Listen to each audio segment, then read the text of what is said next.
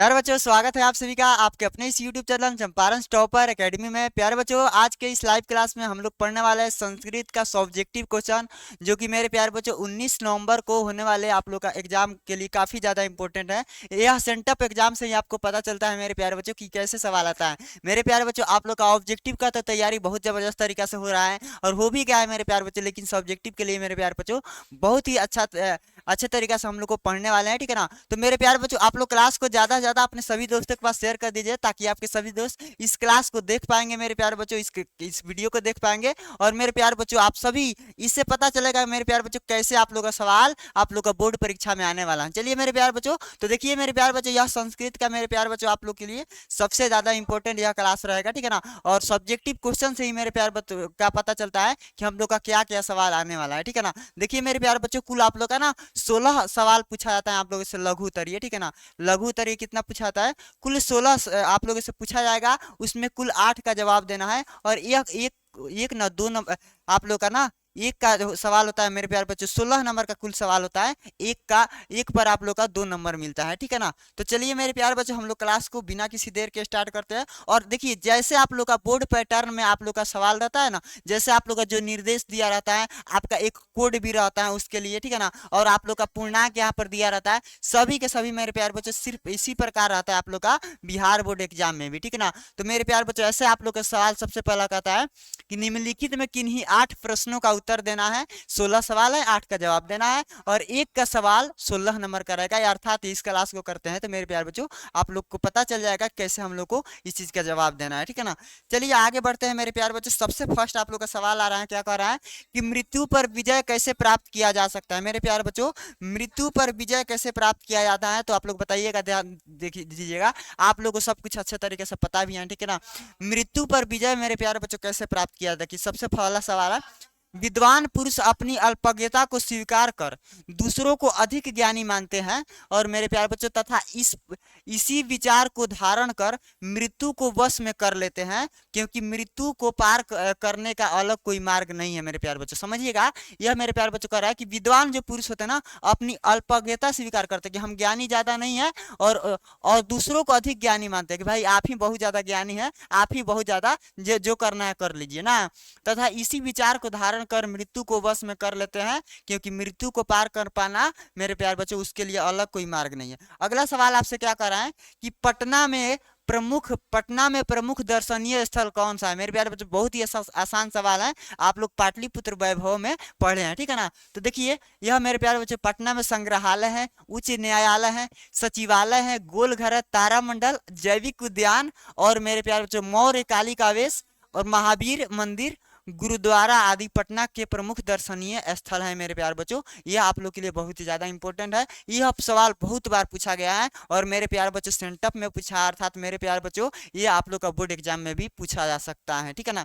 चलिए अगले सवाल की तरफ बढ़ते हैं। कह रहा है, क्या कह रहा है मेरे प्यारे बच्चों कि कूटनीमत, क्या कर रहा है मेरे प्यारे बच्चों, कुट कूटनीमत काव्य में पटना की विशेषता बताई गई है। क्या विशेषता बतलाई गई है मेरे प्यारे बच्चों, बताना है, ठीक है ना। तो देखिए, दामोदर गुप्त थे ना, दामोदर गुप्त नामक कवि ने कूटनीमता के काव्य में कहा है कि पृथ्वी पर पाटलिपुत्र नामक नगर शिक्षा और वैभव की दृष्टि से अति गौरवशाली इंद्रलोक के मेरे प्यारे बच्चों समान है, ठीक है ना। इंद्रलोक के समान है। इंद्रलोक मेरे प्यारे बच्चों ऊपर है ना, जहाँ देवताओं का मालिक जो इंद्र कहे जाते हैं, उनके तरह मेरे प्यारे बच्चों यह अति गौरवशाली है, ठीक है ना।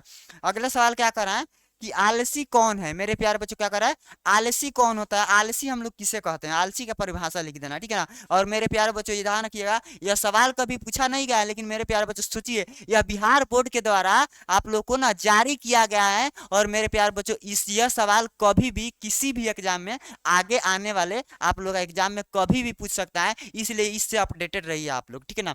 देखिए, कह रहा है जो सुस्त यानी निकम्मा होता है, जो निकम्मा होता है उसे ही आलसी कहा जाता है। आलसी व्यक्ति जीवन में सक्रिय नहीं रहता है, एकदम एक्टिव नहीं रहता है, थोड़ा सा भी फुर्तीला ही नहीं रहता है।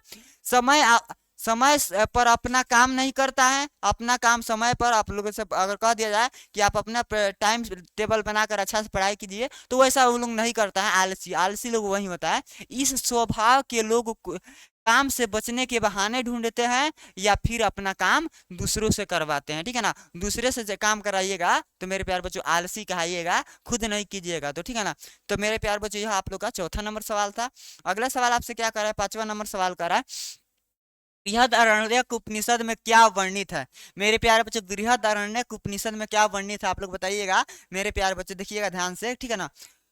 कह रहा है कि बृहदारण्यक उपनिषद में याज्ञवल्क्य की पत्नी मैत्रेयी दार्शनिक रूप में वर्णित है। ये बृहदारण्यक में याज्ञवल्क्य की पत्नी मैत्रेयी थी, और मेरे प्यारे बच्चे इसका वर्णन किया गया है जिनको याज्ञवल्क्य ने आत्म तत्व की शिक्षा दिए थे, ठीक है ना। क्या किस चीज की शिक्षा दिए थे, आत्म तत्व की शिक्षा देते हैं। अगले सवाल की तरफ बढ़ते हैं। अगला सवाल क्या कर रहा है कि भारत महिमा पाठ में किन किन पुराणों से पद लिया गया है, किन किन पुराणों से लिया गया है मेरे प्यारे बच्चों। तो भारत महिमा पाठ के प्रथम जो 2 पद है ना, वो विष्णु और भागवत पुराण से लिया गया है, ठीक है ना। संकलित है, चाहे लिया गया आप ये भी कह सकते हैं, ठीक है ना। भारत भूमि कैसी है और यहाँ कौन कौन रहता है मेरे प्यारे बच्चों, यहाँ कौन लोग रहते हैं। तो आप लोग यह सवाल ये मेरे प्यारे बच्चों इसमें एक्स्ट्रा सवाल हम लोग जैसे ना इसको लिखे है ना, तो ये भी आप लोग का इसमें पेस्ट हो गया है, ठीक है ना। तो इसको आप लोग को इस सवाल है ये नहीं पूछा गया है, ठीक है ना मेरे प्यारे बच्चों। चलिए अगला सवाल आपसे क्या कर रहा है कि अगला 7वां नंबर सवाल कर रहा है कि समावर्तन क्या कर रहा है मेरे प्यारे बच्चों, समावर्तन संस्कार का उद्देश्य क्या है, समावर्तन संस्कार का क्या उद्देश्य है, क्या लक्ष्य है। तो देखिएगा समावर्तन संस्कार का उद्देश्य शिष्य को गुरु के घर से अलग होकर गृहस्थ जीवन में प्रवेश करना होता था उस समय के पहले में शिक्षा संस्कार के अंतिम संस्कार था। शिक्षा की समाप्ति पर गुरु शिष्य को, शिष्यामनत लिखिएगा, ठीक है ना, शिष्य को उपदेश देकर भेजते थे, ठीक है ना। अपना उपदेश देकर मोटिवेट करके गुरुजी भेजते थे। उसका उद्देश्य यही था कि आप अपने गृहस्थ जीवन में प्रवेश कीजिए, अच्छा से रहिए, कमाइए, खाइए, ठीक है ना, बीवी रखिए, इस तरह से मेरे प्यारे बच्चों ये सब था, ठीक है ना। अगला सवाल क्या कर रहा है कि भिखनटोला गांव को देखने आए शिक्षक की क्या विशेषता थी। भिखनटोला में जो शिक्षक जी आए थे वो कैसे थे, उनकी क्या गुण थी, क्या विशेषता की, कितने अच्छे थे ना। देखिए नवीन विचार वाले सामाजिक समरसता के पक्षधर शिक्षक भिखनटोला देखने आए। उस शिक्षक ने खेल में मग्न एक प्रतिभा संपन्न दलित बालक को देखकर प्रभावित हो गए, ठीक है ना। एक ऐसे लड़का को देखकर वो प्रभावित हो गए जो लड़का बहुत ही मेहनती था, उसके अंदर कुछ ना कुछ अच्छा गुण देखे होंगे, प्रतिभा देखे होंगे, इसलिए वहां पर उसको बताया, ठीक है ना। चलिए अगला सवाल आपसे क्या कराएं कि स्वामी दयानंद ने अपने सिद्धांतों के कार्यान्वयन हेतु उन्होंने क्या किया था, मतलब स्वामी दयानंद के क्या सिद्धांत थे, ठीक है ना, ये बताना है आपको। तो देखिए आधुनिक भारत के समाज और शिक्षा के महान उद्धारक स्वामी दयानंद भारतीय समाज में फैली हुई अस्पृश्यता मतलब छुआछूतता, धर्म कार्यों में आडंबर आदि अनेक विषमताओं को दूर करने का उन्होंने प्रयास किया। भारतवर्ष में इन्होंने राष्ट्रीयता को लक्ष्य बनाकर भारतवासियों के लिए पथ प्रदर्शक का काम किया। दूषित प्रथा को खत्म कर शुद्धत्व मतलब होता है शुद्धता का ज्ञान, ठीक है ना, शुद्धता का ज्ञान प्रचार प्रसार किया।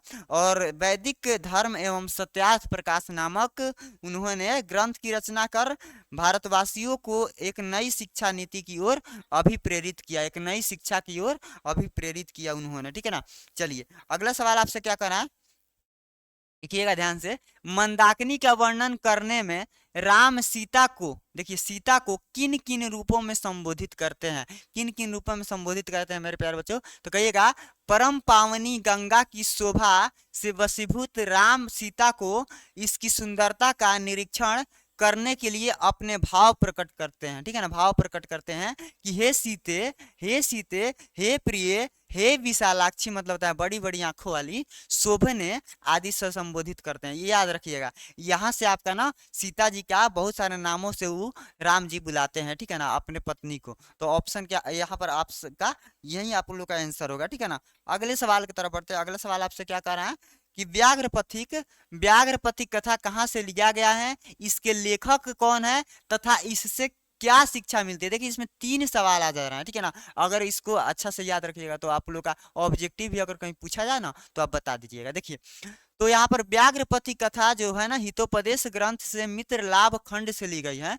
इसके मेरे प्यारे बच्चों लेखक नारायण पंडित जी हैं। और इस कथा के द्वारा नारायण पंडित हमें यह शिक्षा देते हैं, क्या देते हैं, कि दुष्टों की बातों पर लोभ में आकर विश्वास नहीं करना चाहिए। दुष्ट जो लोग होता है ना उन पर विश्वास नहीं करना चाहिए, सोच समझकर उनसे क्या है ना ही काम करना चाहिए। इस कथा का उद्देश्य मनोरंजन के साथ साथ व्यवहारिक ज्ञान भी हम लोग का मिलता है, ठीक है ना, ज्ञान देना होता है, ठीक है ना। चलिए अगला सवाल क्या कर रहा है मेरे प्यारे बच्चों, ध्यान से समझिएगा। कह रहा अशांति के मूल कारण क्या है। मेरे प्यारे बच्चों अशांति के ध्यान रखिएगा, अशांति के दो कारण होते हैं, ठीक है ना। वास्तव में अशांति के दो मूल कारण है, द्वेष और असहिष्णुता। मूल मतलब होता है मेरे प्यारे बच्चों वो कारण जहां से उसकी उत्पत्ति होती है, ठीक है ना। तो द्वेष और असहिष्णुता, एक देश दूसरे देश की उन्नति देखकर जलते हैं और इससे असहिष्णुता पैदा होती है। ये दोनों दोष आपसी वैर और अशांति मूल के कारण है, ठीक है ना मेरे प्यारे बच्चों। दोनों के दोनों ना अशांति फैला कर रख देते हैं, ठीक है ना। तो यहाँ पर आप लोग का 12 नंबर सवाल हो जाएगा। वेदांगों के नाम लिखे, वेदांगों के नाम लिखना है मेरे प्यारे बच्चों, ठीक है ना। वेदांगों के नाम लिखना है, ठीक है ना। देखिए वेदांग मेरे प्यारे बच्चों, वेदांग की संख्या 6 होती है और आप लोग का होता है शिक्षा, कल्प, व्याकरण, निरुक्त, छंद और ज्योतिष। आप लोग का यह 6 होता है और 6 को याद रखिए, कितना आसान सवाल है, ठीक है ना। 6 का नाम रखिएगा, कौन कौन, तो मेरे प्यारे बच्चों शिक्षा, कल्प, व्याकरण, निरुक्त, छंद और ज्योतिष, ठीक है ना। आप लोग याद रखिएगा। अगले सवाल की तरफ बढ़ते हैं। क्या कह रहा है अगला सवाल कि शास्त्र मनुष्यों को किन किन चीजों का बोध कराता है। शास्त्र मनुष्यों को मेरे प्यारे बच्चों याद रखिएगा, शास्त्र मनुष्यों को कर्तव्य और अकर्तव्य का बोध कराता है। मेरे प्यारे बच्चों यह असत्य और असत्य और सही काम तथा गलत कामों के बारे में भी यह जानकारी हमें देता है शास्त्र, ठीक ना। शास्त्रों को ज्ञान का शासक बोला गया है, ज्ञान का राजा बोला गया है, ठीक है ना। आगे कह रहा है सवाल कि कर्ण से दानवीरता में कर्ण के कवच और कुंडल की क्या विशेषता थी। कर्ण के पास कवच और कुंडल था ना, उसकी क्या विशेषता थी, क्या मतलब उसका विशेषता था, ठीक है ना। देखिए कर्ण का कवच और कुंडल जन्मजात था, वो जन्म से ही उसको मिला था। जब जब तक उसके पास कवच और कुंडल रहता दुनिया की कोई शक्ति उसे मार नहीं सकती थी, उसे कभी भी कोई नहीं मार सकता था, ठीक है ना। कवच और कुंडल उसे अपने पिता सूर्य देव से प्राप्त थे, जो अभेद्य थे। अभेद्य का मतलब होता है जिसको हम लोग समाप्त नहीं कर सकते, ठीक है ना, जिसको भेदा ना जा सके, ठीक है ना। आगे बढ़ते हैं मेरे प्यारे बच्चे, ठीक है ना। अगला सवाल क्या कर रहा है, कह रहा है कि भारत भूमि किन किन से सेवित है। भारत भूमि किन किन से सेवित है मेरे प्यारे बच्चों, तो ध्यान रखिएगा। भारत भूमि सागर, वनों, पर्वतों, झरनों तथा बहती हुई नदियों से सेवित है मेरे प्यारे बच्चों। अब कहिएगा सर कि आप कौन कौन सवालों का बड़ा बड़ा आंसर लिख दिया है लेकिन किसी का छोटा छोटा। देखिए छोटा बड़ा सा कोई मतलब नहीं होता है, एक सही एक सटीक आंसर होना चाहिए, वो मेरे प्यारे बच्चों यहाँ पर आप लोग को अच्छा तरीका से मिलता है, ठीक है ना। जो पूछा जाता है उसी को ना लिखा जाएगा, या कि अपने से कुछ भी नहीं ना लिख दीजिएगा। तो मेरे प्यारे बच्चों आप लोग का यहाँ पर आप लोग का 16 सवाल था मेरे प्यारे बच्चों। इसके अलावा मेरे प्यारे बच्चों आप जब बोर्ड परीक्षा में जाइएगा ना तो वहां पर आप लोग का जो ना आप लोग का लेख होता है, ठीक है ना। आपका पत्र होता है, ठीक है ना, पत्र होता है आप लोग का। और मेरे प्यारे बच्चों अनुवाद पूछा जाता है। ये कुछ आप लोग को रचनात्मक कार्य है, ठीक है ना। तो रचनात्मक कार्य वाला आप लोग का भी उसका भी आप लोग का क्लास अच्छे तरीका से होगा, तो आप लोग को थोड़ा सा भी घबराना नहीं है, ठीक है ना। तो चलिए मेरे प्यारे बच्चों आप लोग से मिलते हैं आप लोग से अगले क्लास में। तब तक के लिए जय हिंद, bye, love you, take care.